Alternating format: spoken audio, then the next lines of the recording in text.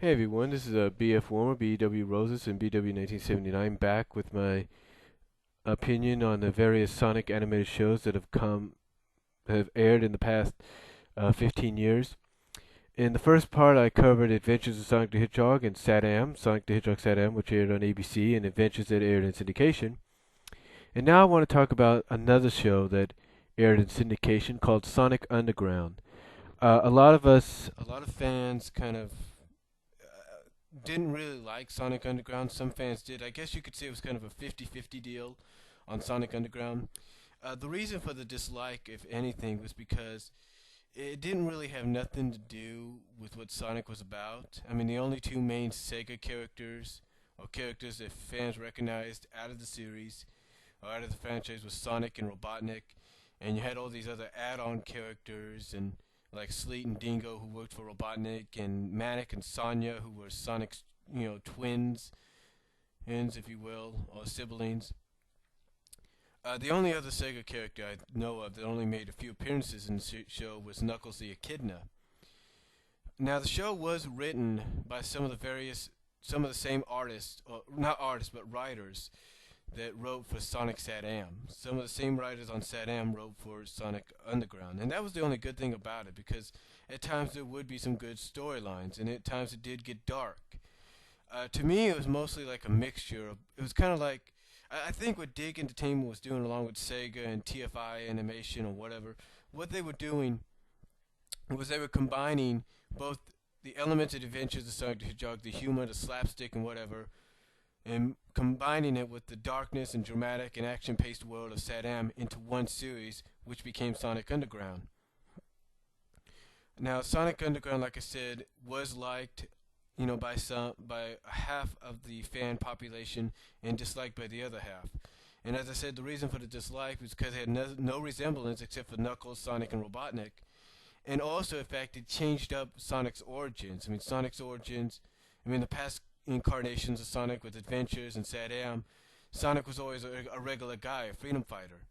In this incarnation of Sonic, he is a prince. Him and his sisters are royalty. I mean, not his sisters, but siblings are royalty. Him and his brother Manic are princes, and Sonya is a princess. And the mother is the queen. So, is the queen, and they're also musicians. Musicians, that's right, the musicians, the singers. And they end up forming a group after they find each other, known as the Sonic Underground. The characters themselves, Sonic and Manic, were raised by low class people, or middle class people. Sonic was raised by, I think, middle class. Manic was raised on the streets as a thief. And Sonya was the only one that got the privilege of the aristocrats, if you will. But in the end, they find out through themselves and through the Oracle and through the song that they sing, which is Someday in the pilot episode, that they are siblings, and that now the quest begins to not only train themselves and become a team and work together and put the differences aside, but to also find the mom so they can form this Council of Four, which was prophesied to the Queen and then to Robotnik to help thus together defeat Robotnik and finally free the kingdom. However, Sonic Underground did follow in the same footsteps as SatAM, if you will, in the fact that it ended on a cliffhanger. Now, the last episode, I can't think of the episode's name right now.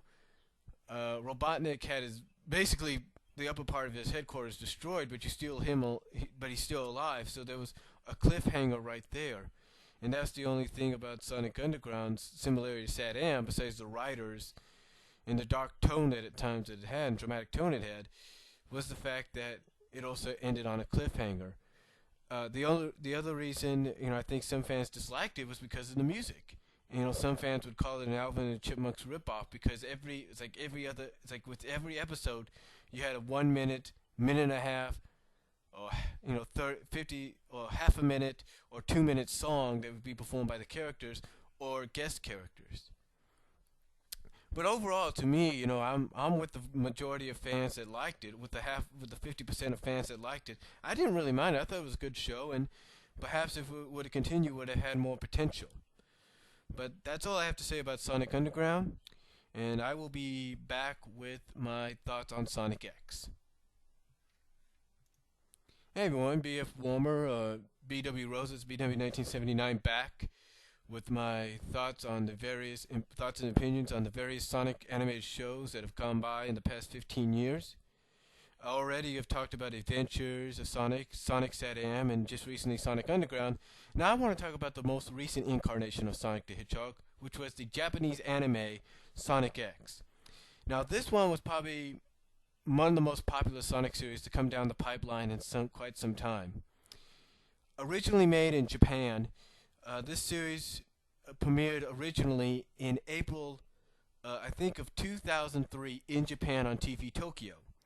Now, around that time, a lot of fans, through the internet and had satellite TV or some kind of way of seeing it, was able to go online, find the original episodes, the original uncut episodes, and watch them on the computer, if not download them and watch them on television.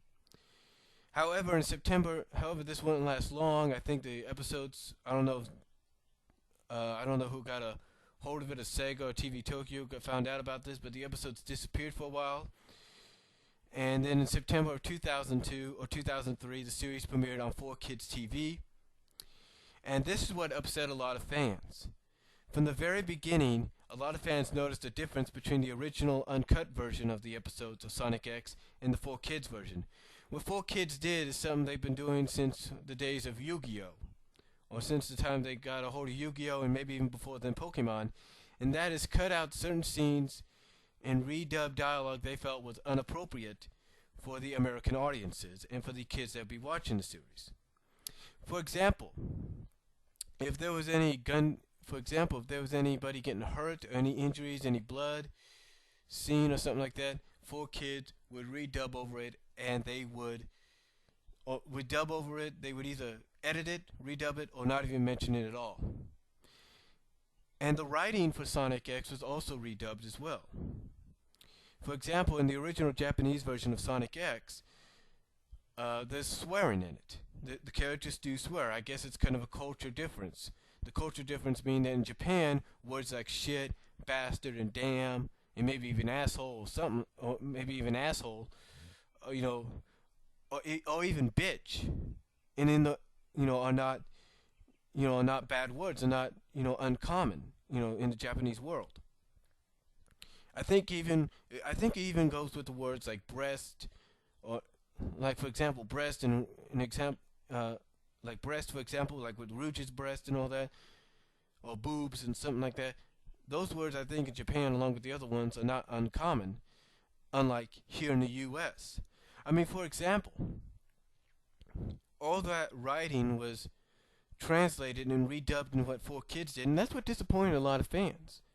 The fact that they would redub it, but they understood the writing had to be redubbed because this was being shown on Saturday mornings. What they didn't like was the fact that a lot of the scenery, at times going in the first season, and the second season, and that was in the first season, and continued on and became worse in the second season, I think, at times, and definitely became worse to a lot of fans in the third season, was the fact that they edited out and cut out scenes that fans didn't want to see cut out. I mean, for example, in the third season, we had a character named Molly die. Now, in the original version, she is seen being killed. In the American version, she's just seen taken off and, promising to fight another day.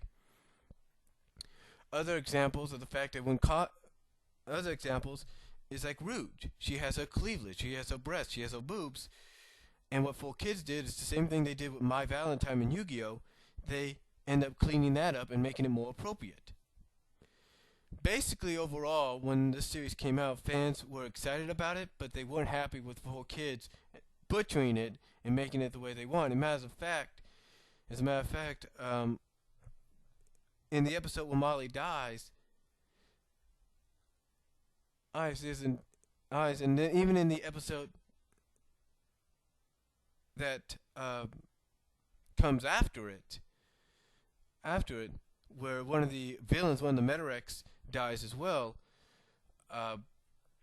Sonic, there's about maybe 4 or 5 minutes, 3 minutes cut off to where what would originally be like a 22-minute show would be now a 19-minute show. But there were certain, like I said, that's the only thing that disappointed fans, was the fact that 4Kids did not leave it uncut. But they do understand that sometimes 4Kids was working within the system, FCC system, and the only hope that a lot of fans have now is when the series gets released onto DVD as a complete whole series, that there will be an uncut version by 4Kids TV or by Funimation or whoever will release it. But overall, Sonic X was a very good series. I think it ranks up there, along with Saturn. It's one of the most popular series of all time.